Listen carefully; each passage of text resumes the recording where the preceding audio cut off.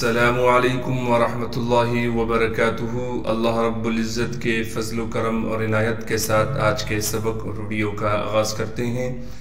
جیسے کہ ہمارے دیکھنے والے ویورز کو معلوم ہے کہ الحمدللہ ہم نے تبارک الذی سپارے کی سورۃ الحاقہ شروع کی ہوئی ہے، اور سورۃ الحاقہ کے ہم نے 2 سبق یہاں تک یعنی آیت نمبر 12 تک پچھلی ویڈیو میں ہم نے پڑھ لیا تھا۔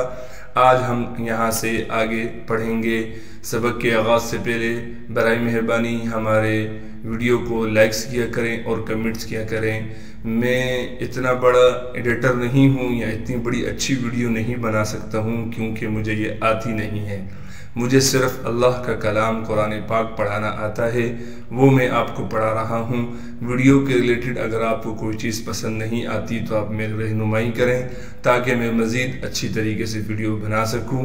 اور اگر قرآن شریف آپ کو کوئی بھی چیز آپ کو سمجھ نہیں آ رہی، آپ مجھ سے پوچھ سکتے ہیں، کیونکہ مجھے صرف قرآن پڑھانا آتا ہے۔ جزاک اللہ خیرا۔ سبق کے آغاز سے پہلے اعوذ باللہ اور بسم اللہ پڑھ لیتے ہیں۔ اعوذ باللہ من الشیطان الرجیم۔ سورۃ الحاقۃ مکیہ۔ بسم اللہ الرحمن الرحیم۔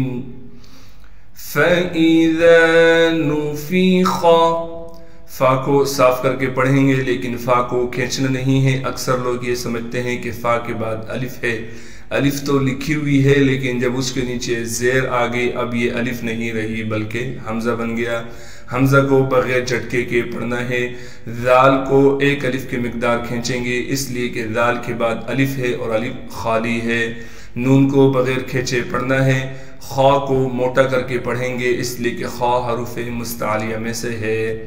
فی الصوری، فا کے بعد یا بھی ہے، لیکن یہاں پر زیر زبر پیش کش نہ ہونے کی وجہ سے ہم یا کو نہیں پڑھیں گے۔ فا کو ہم ڈائریکٹ صاد سے ملا دیں گے، اس لیے کہ صاد پر تشدید ہے۔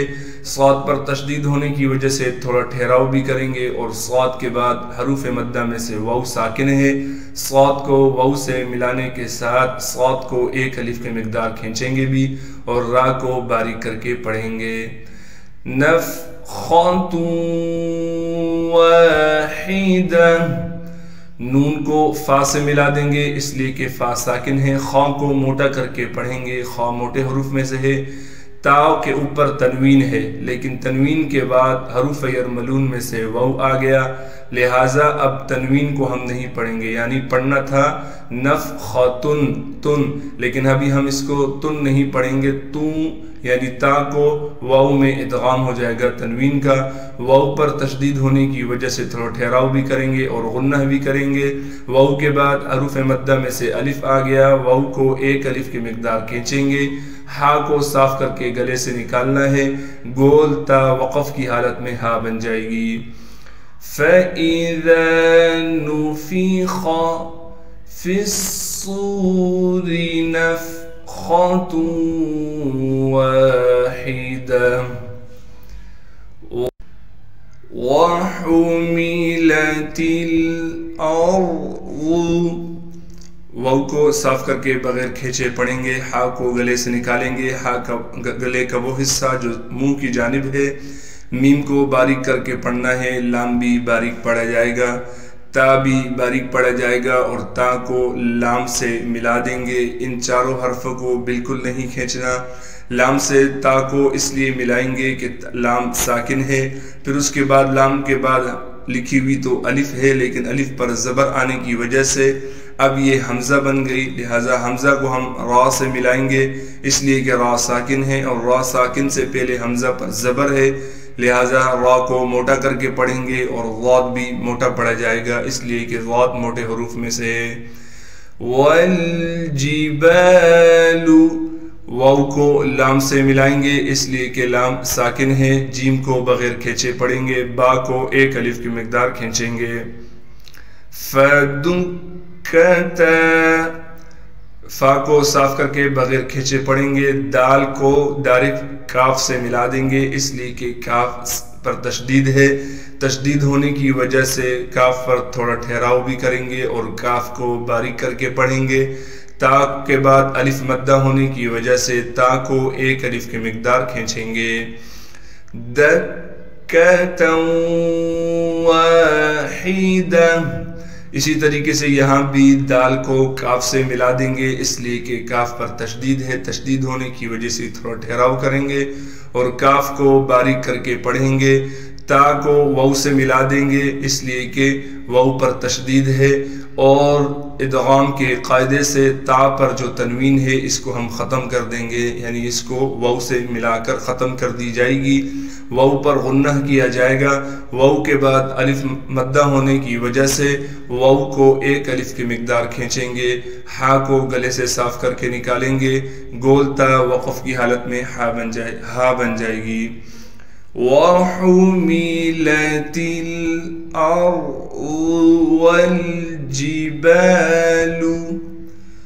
فَدُكَّتَا دَكَّةً واحدة فَيَوْمَئِذٍ.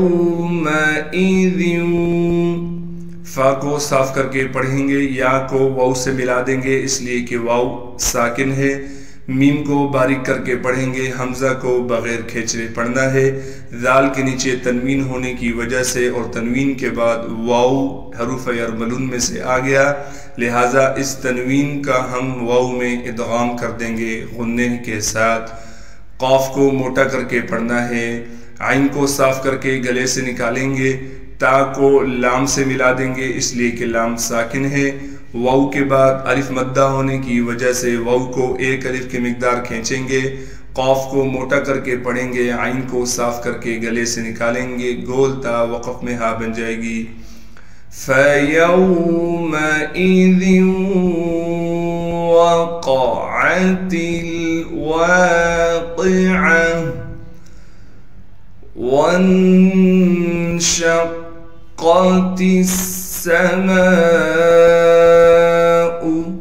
واو کو نون سے ملا دیں گے غنہ یعنی اخفا کے ساتھ. نون سے اس لیے ملا رہے ہیں کہ نون ساکن ہے. شین کو صاف کر کے شین کی آواز نکال کر شین کو قاف سے ملائیں گے اس لیے کہ قاف پر تشدید ہے. تشدید ہونے کی وجہ سے تھوڑا ٹھہراؤ بھی رکھیں گے اور قاف کو موٹا کر کے پڑھنا ہے.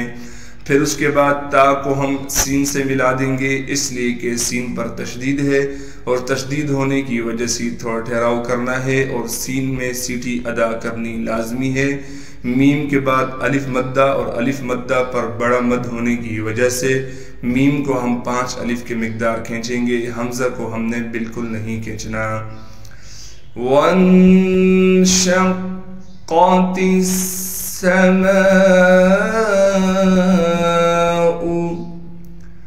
فَهِيَ. فا کو صاف کر کے پڑھیں گے. ہا کو بالکل نہیں کھینچنا. یا کو بھی بالکل نہیں کھینچیں گے. يَوْمَئِذٍ وَاهِيَةٌ. یا کو واو سے ملا دیں گے اس لیے کہ واو ساکن ہے. میم کو ہم نے صاف کر کے پڑھنا ہے. حمزہ کو بغیر جھٹکے کے پڑھیں گے. ذال کو ڈائریکٹ واو سے ملا دیں گے اس لیے کہ واو پر تشدید ہے. ذال کے نیچے تنوین واو میں مدغم یعنی ادغام ہو جائے گی اور غنہ کرنا ہے.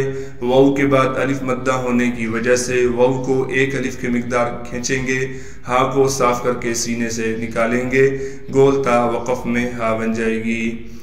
وَانشَقَّتِ السَّمَاءُ فَهِيَ يَوْمَئِذٍ واهية. اگلی آیات پڑھتے ہیں. وَالْمَلَكُ. واو کو لام سے ملائیں گے اس لیے کہ لام ساکن ہے. میم کو باریک کر کے پڑھنا ہے. لام کو بھی باریک کر پڑھیں گے بغیر کھینچے. کاف کو بھی باریک کر کے پڑھیں گے. عَلَىٰ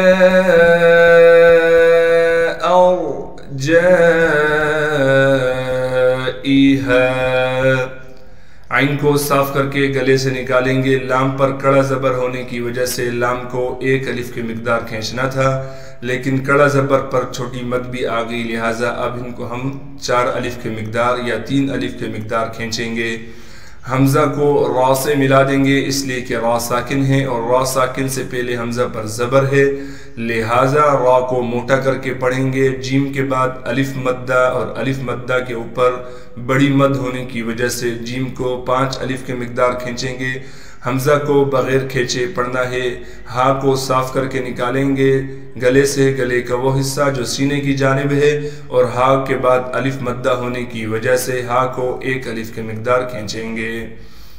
وَيَحْمِلُ عَرْشَ وہ کو بغیر کھینچے پڑھیں گے۔ یا کو ہا سے ملا دیں گے اس لیے کہ ہا ساکن ہے اور ہا کو صاف کر کے گلے سے نکالیں گے۔